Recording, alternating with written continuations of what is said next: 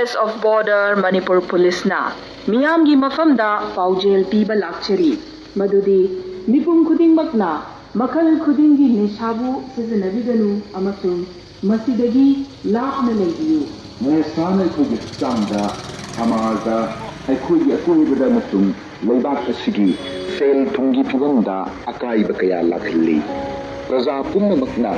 nisagi mayukta leibiduna nisa leiba yonba chaba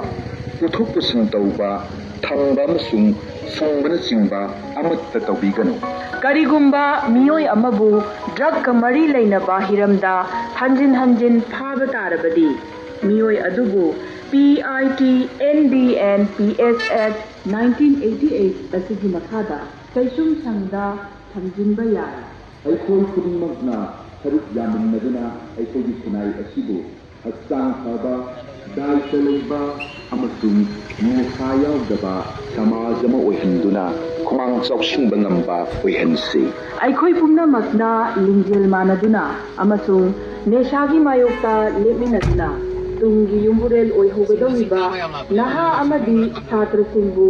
neshagi icheldagi kalhoduna aikhoi iramdam manipurbu nesha lehandaba leibak ama oihilasi Karigumba iramdam asida leibiriba prajasingna nesaga mari leinaba pau bibiriba leiragadi toll free number 1800-345-1934 natraga 1933 asida pau bibirappa yagani